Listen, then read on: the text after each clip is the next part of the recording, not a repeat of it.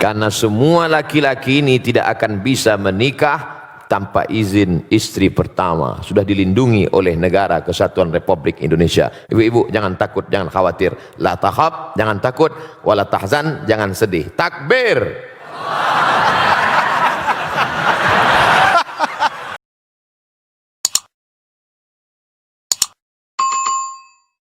Ini masalah poligami. Kalau wah ibu-ibu di sini pada langsung gitu. Kalau yang saya tahu, yang saya yakini dari dulu, manusia itu kan diciptakan berpasang-pasangan. Lalu Hawa itu diciptakan dari tulang rusuknya Adam. Nah ini kalau masalahnya poligami, lalu kalau nikahnya sampai 4 itu sisanya yang misalnya namanya Siti, apa Susi, apa Santi itu tulang rusuknya dari mana itu Pak Ustadz? Terus sama kalau memang diperbolehkan asalkan bisa adil katanya gitu ya Pak Ustadz. Ini kalau menurut Al-Quran sendiri adil itu tolak ukurnya seperti apa Pak Ustadz? Karena kan kadang-kadang kalau Rasulullah mungkin kita tahu untuk adil pasti bisa, nggak mungkin nggak gitu kan.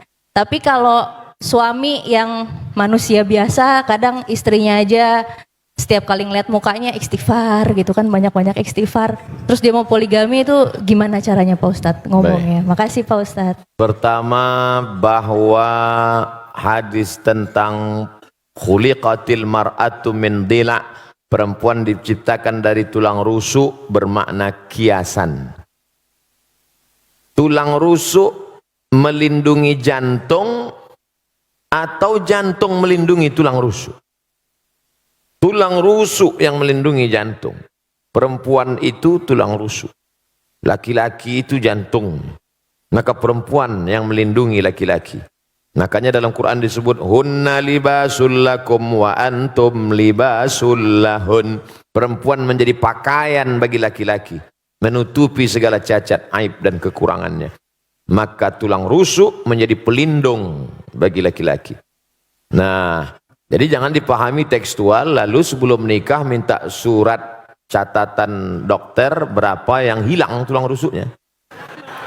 Wah, saya nggak mau nikah sama kamu, tulang rusukmu hilang 3, berarti bini kau 3 katanya. Ini yang pertama. Yang kedua, Nabi Muhammad SAW menikah dengan Khadijah monogami 25 tahun. Monogami, istri tunggal. Baru poligami sekitar 10 atau 12 tahun. Mana yang lebih lama dalam kehidupan Nabi? Monogami atau poligami? Nampak jawaban serentak. Monogami. 3. Ayat tentang turun. Fankihu ma tabalakum minan nisa'i masna. Nikahilah perempuan 2. Wa thulasa, nikahilah 3. Wa ruba', nikahilah 4. Ayat itu nyuruh nambah atau mengurangi? Mengurangi. Karena dulu orang Makkah istrinya unlimited edition. Maka turun ayat ini untuk menyuruh kurangi. Maka yang saat itu bininya 10, dia pilih-pilih, setelah fit and proper test, delete 6. Tinggalkan 4. Ayat ini dulu mengurangi, bukan menambah. Yang keempat, bahwa dalam Islam poligami adalah solusi emergency door. Karena ini kalau tidak dibuka pintu sebelah kiri ini, pesawat akan meledak. Nah, makanya ada di satu daerah seorang pergi kondangan, istri tua, istri muda bisa jalan. Maka orang heran, kenapa? Itu kok bisa gitu? Itu istri mudanya itu yang meminangkannya istri tuanya. Ditanya orang, betul ibu minangkan? Iya. Kenapa ibu pinangkan? Daripada aku mati katanya. Ini suamiku ini 300 tenaga kuda ini kata dia. Ini solusi emergency door. Ada di sebagian orang, ada di sebagian tempat. Dan sekarang banyak orang lebih mau, mas kamu mau selingkuh lah. Yang penting seksnya sehat. Oh tak bisa begitu. Dalam Islam ada aturan agama yang menjaga keselamatan. Islam itu datang menjaga 5. Hifzul aqli, menjaga akal, jangan pakai sabu-sabu, narkoba. Hifzul nafs, menjaga diri, jangan bunuh diri, haram. Hifzuddin, menjaga agama, jangan kotori akidah. Hifzul mal, menjaga harta, jangan riba, jangan mencuri, jangan merampok, jangan merampas. Hifzul ard, menjaga kehormatan, jangan caci maki, olo-olo, ejek. 5 menjaga. Kalau dengan poligami bisa menjaga, lanjutkan. Tapi justru menghancurkan, jangan.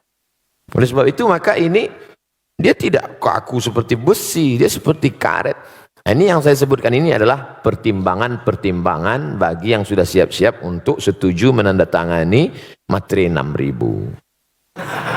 Karena semua laki-laki ini tidak akan bisa menikah tanpa izin istri pertama. Sudah dilindungi oleh Negara Kesatuan Republik Indonesia. Ibu-ibu jangan takut, jangan khawatir. La takhaf, jangan takut. Wala tahzan, jangan sedih. Takbir.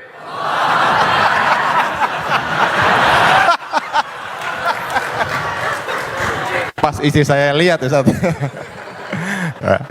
Alhamdulillah ya, aman ya ibu-ibu ya. Aman. Baiklah, berikutnya kami persilakan Ustaz untuk pertanyaan yang dari kertas. Apa yang dimaksud punuk unta? Sebuah hadis yang diutarakan untuk wanita. Punuk unta salah satu sampel contoh. Tapi banyak hadis lain, substansi maknanya adalah, saya sebutkan satu. Ayat Quran bahkan. La yadribna bi arjulihidna, janganlah memukul kaki ke lantai. Dipakai gelang kaki bergemerincing, yadribna bi arjulihidna, dipukulkan kaki ke lantai waktu jalan. Kerincing, kerincing, kerincing, kerincing, kerincing. 1. 2. La tabarrujna tabarrujal jahiliyatil ula, jangan bersolek-solek jahiliyah. 3. Jangan memakai seperti punuk unta naik ke atas. Dari 3 sampel contoh ini makna substansinya adalah norak, berlebihan, lebih dari normal, abnormal, supaya diperhatikan orang. Adapun sekedar mengikat rambut, kebetulan rambut dia panjang, maka diikatnya pakai karet gula, diikatnya. Lalu kemudian ketika dia pakai jilbab agak menonjol sedikit, ya nggak apa-apa. Tapi sengaja dipakai tinggi ke atas supaya ketika dia lewat semua wow. Jadi jangan ditangkap sampelnya, tapi yang diambil adalah substansinya. Karena sekarang banyak orang, perempuan, tidak seperti punuk onta, tapi noraknya lebih daripada punuk onta. Pahami ini dengan baik. Tentang masalah gemerincing di lantai, tidak ada lagi. Tentang solek jahiliyah, tidak lagi. Tentang punuk onta, tidak. Dia selamat dari 3 kasus contoh. Tapi substansi noraknya masih bertahan. Maka hukumnya dia tetap kena. Intinya, wajar-wajar saja. Kau diperhatikan orang bukan norakmu, tapi karena prestasimu. Kau diperhatikan orang bukan karena make upmu, tapi karena cahaya bekas wudukmu, karena tahajudmu memancar. Ini kan ingin mencari hati orang supaya suka. Padahal hati orang itu punya Allah. Kalau Allah sudah menanamkan cinta ke dalam hatimu, maka hati-hati hamba itu pun ikut cinta kepada engkau. Oleh sebab itu maka raihlah cinta Allah dengan tahajud, raihlah cinta Allah dengan baca Quran dan zikir, bukan dengan yang semu, bukan dengan yang hilang. Karena kita akan capek melelahkan diri sendiri hanya dengan kepalsuan-kepalsuan. Kenapa dia bercahaya wajahnya? Bekas wudhu, Masya Allah. Emang saya tayamum?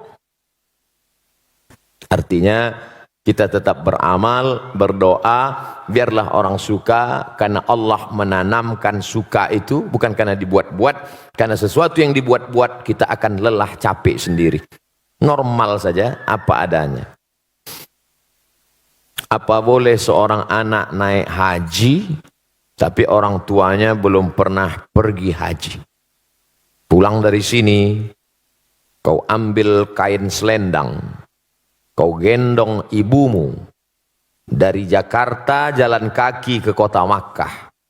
Sampai di Makkah kau tawaf 7 putaran, naik ke Bukit Safa, pergi ke Marwah 7 putaran, tahallul.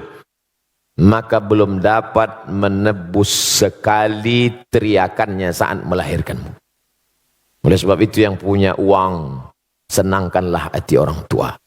Buatlah ibumu seperti raja, maka rezekimu akan seperti raja-raja. Bukan hadis Nabi, saya ketemu di grup WhatsApp. Senangkan orang tua, karena setelah Allah langsung orang tua. Wa qadha rabbuka alla ta'budu illa iyyah. Allah mewajibkan engkau hanya beribadah kepada Allah. Habis Allah, wabil walidaini ihsana, berbakti kepada orang tua. Kalau masih hidup dia senangkan. Tapi saat tidak beruntung, saat sangat sayang pada ibunya, tapi ibunya sudah meninggal dunia, saat datang menjumpai Nabi SAW, ya Rasulullah, ummi matat, makku, ibuku, ummi sudah meninggal dunia. Apa atasaddaqu anha, kalau saya bersedekah pahalanya sampai tidak ke almarhumah? Kata Nabi, tasaddaq, sedekahlah wahai Sa'ad. Ayu sadaqatu afdal, apa sedekah yang paling afdal? Kata Nabi, saqiyul ma, memberi air minum. Idzan ahfiruha. Saat itu juga, saat ngobrol dengan Nabi itu, langsung saat pergi menggali sumur, wakafkan untuk almarhumah ibunya. Sudah meninggal dunia. Maka yang masih hidup, esok hari libur, bawakan makanan kesukaannya, belikan pakaian yang paling indah, tunjukkan kertas, mama, sudah kami daftarkan ONH. Alhamdulillah, tapi baru bayar DP 5%. Doakan supaya rezeki kami halal berkah. Saya sudah banyak berjalan, jauh berjalan, banyak dilihat, lama hidup banyak dirasa. Di balik kesuksesan orang-orang besar itu saya lihat, saya perhatikan, rupanya di ruang kamarnya ada gambar ibunya. Rupanya saat dia kata sambutan bercerita tentang ibunya, rata-rata kebesaran orang-orang hebat itu berawal dari doa ibu. Ayah juga luar biasa. Ummuka, ibumu. Ummuka, ibumu. Ummuka, ibumu. Saat Nabi ditanya, ayyun nas, man ahaqqun nas bi husni suhbati, siapa orang yang paling layak mendapatkan baktiku? Ummuka. Setelah itu abuka, bapakmu.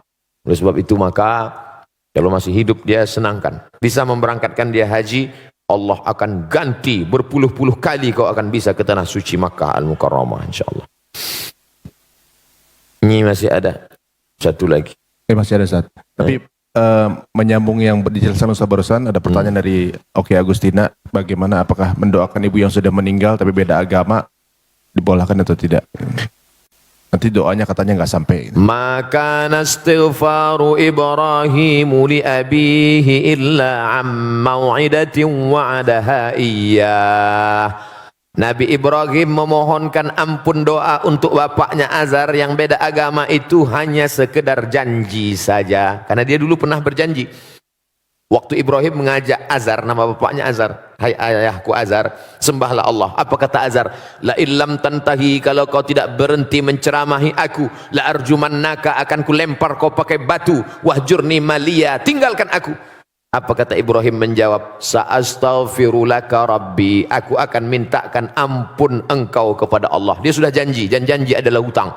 Falamma tabayyana lahu annahu aduwwul lillah, setelah jelas bagi Ibrahim bahwa bapaknya itu musuh Allah, tak beriman kepada Allah, tabarra'a minhu, dia melepaskan diri, artinya tak dia doakan. Kalau masih hidup boleh didoakan, dalilnya Nabi mendoakan Allahumma hdi qaumi fa innahum la ya'lamun, berikan mereka hidayah karena mereka tak tahu. Tapi kalau sudah meninggal dunia, doanya, kuserahkan hambamu ini kepada engkau ya Allah. Allah maha kuasa untuk berbuat sesuka hatinya. Innama amruhu iza arada syai'an ayakula lahu kun fayakun. Tapi kalau dia masih hidup, jangan pernah berhenti berdoa. pakai bahasa Indonesia, ya Allah berikan hidayah, bukakan pintu hati supaya mati dalam keadaan la ilaha illallah Muhammadur Rasulullah sallallahu alaihi wasallam. Ini nampaknya udah kartu kuning. Saya baru mu'alaf 3 bulan, alhamdulillah. Antum saudara saya dalam la ilaha illallah. Saudara kandung pun, orang tua kandung pun belum tentu bisa menolong. Tapi saudara saya bisa menolong. Sekarang nggak tinggal dengan orang tua karena pastinya nggak setuju. Di rumah sholat nggak bisa. Ngaji nggak bisa. Tinggal di luar ngekos. Apakah ini bisa dibilang durhaka Pak Ustadz? Supaya bisa ngaji, sholat dan lain-lain saya harus tinggal di luar. Pertanyaan ini sepertinya sedang mengajarkan Abdul Somad dan kita semua betapa kita selama ini tak mensyukuri nikmat bisa ngaji, bisa sholat, tapi nggak ngaji dan nggak sholat. Harus ngekos hanya untuk ngaji dan sholat. Kadang banyak yang kita sangka tak nikmat, padahal kita sudah dapat nikmat besar. Baik, saya jawab. Wa in jahadaka ala an tusyrika bima laisa laka bihi ilmun. Kalau orang tuamu itu memaksamu untuk mempersekutukan aku, kata Allah, fala tuti'huma, jangan kau patuh pada mereka berdua. Ini dalil engkau boleh ngekos, saudaraku. Karena kalau kau tetap di situ, dia akan paksa. Maka kata Allah, fala tuti'huma, jangan kau patuh dengan dia. Tapi ayat itu belum potong, baca ujungnya. Wa sahibhuma fid dunya ma'rufa, tetaplah engkau berinteraksi, berbakti kepada mereka. Kontradiktif. Bagaimana mungkin saya sudah tinggalkan rumah tapi saya tetap silaturahim? Engkau tinggalkan karena niatmu supaya bisa sholat, supaya bisa ngaji, maka ngekos, tapi silaturahim jangan putus. Mama, papa, apa kabar? Sudah makan pagi? Sehat? Mau dia balas caci maki, sumpah serapah, anggap itu bagian cara Allah menghapuskan dosa, cara Allah mengangkat derajat, cara Allah melatih hati. Jangan pernah berhenti. Tiap pagi, tiap hari doakan dia. Tapi untuk mempertahankan supaya bisa sholat, supaya bisa ngaji. Mudah-mudahan Allah berikan hidayah sehingga sampai masanya nanti. Sulitkah bagi Allah? Tak ada yang sulit. Qalbul mu'min baina asabi'ir rahman. Hati manusia ini di jari jemari Allah. Di jari jemari kuasa kudrat iradat Allah SWT. Insya'a, kalau dia mau dia buat begini, kalau dia mau dia buat begini. Lalu kenapa tidak dia kasih saja hidayah semua Pak Ustadz? Kalau semua dia kasih hidayah, lalu kita dapat apa? Ayyahdiyallahu bika rajulan wahidan. Satu orang dapat hidayah karena mulutmu, karena SMS-mu, karena share-mu, karena statusmu. Khairum min humurin na'am. Lebih baik daripada kau memiliki seekor onta yang merah. Pernah Bapak Ibu, kawan-kawan melihat onta warna merah? Onta itu kuning, hitam yang jarang-jarang mandi. Kan ada onta merah. Onta merah. Onta yang bulunya kemerahan seperti brown, seperti itu mahogani, adalah onta termahal yang unik. Maka orang yang tak dapat, dia dapat. Boleh jadi Ustadz Somad yang ceramah tak dapat itu, karena Ustadz Somad menceramahi orang yang sudah baik-baik semua, orang yang sudah ngaji. Setelah yang sudah hijrah, sudah ngaji, kumpul, barulah datang Abdul Somad. Assalamualaikum warahmatullahi. Sementara ada yang dia bukan ustadz, tapi dengan merangkul, sering ngajak, ngaji, akhirnya dapat hidayah. Maka jangan pernah berhenti, tetap ngekos, tetap sampai Allah bukakan pintu hati hidayahnya, insya Allah. Amin. Ya Rabbal Alamin.